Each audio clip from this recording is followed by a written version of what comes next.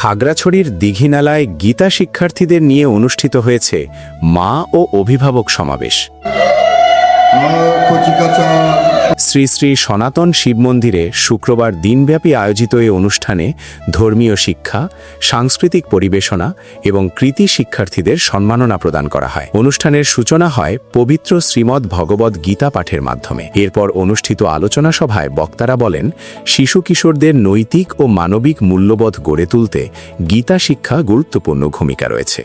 তারা ধর্মীয় শিক্ষার পাশাপাশি সামাজিক সম্প্রীতি, শৃঙ্খলা ও মানবিক চেতনা বিকাশে অভিভাবকদের আরও সচেতন হওয়ার আহ্বান জানান। কিছুদিন আগে মানিকচুরিতে একটা প্রোগ্রাম করেছি, খাগড়াছড়িতে একটা প্রোগ্রাম করেছি, তাও গীতা শিক্ষা কমিটি নিয়ে। কিন্তু সবচেয়ে পারফরমেন্স করেছে, এটা থেকে আমরা সত্যি আনন্দিত এবং আপ্লুত। আমি চিন্তাও করতে পারবো না যে জেলায় থেকে অনেক শিক্ষার্থী আছে, তাদের জড়তা আছে, কিন্তু আমাদের সন্তানদের সেই জড়তাটা চলে গেছে। কারণটা হচ্ছে প্রতি বৃহস্পতিবার মনে হয় আমাদের এই শিক্ষার্থীগুলো এখানে যে গীতা পাঠ করতে আসে, ওইটাই আমাদের ভালো দিক।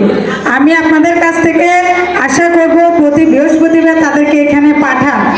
হ্যাঁ, আপনারা আসার চেষ্টা করেন, তাদেরকে পাঠান, তাহলে কি তাদের জড়তাটা কমে যাচ্ছে এবং তারা যেখানে সেখানে গিয়ে একটা ভালোভাবে উপস্থাপন করতে পারবে আশা করি।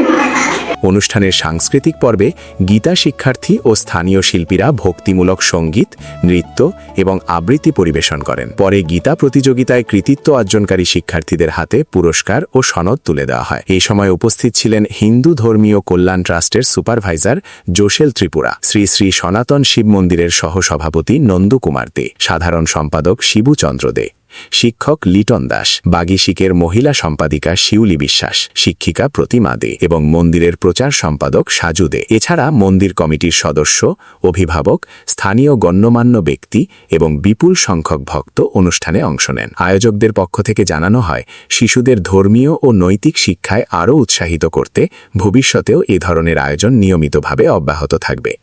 অনিক দাসের পাঠানো তথ্যচিত্রে সত্য সনাতন টিভি, দীঘিনালা, খাগড়াছড়ি।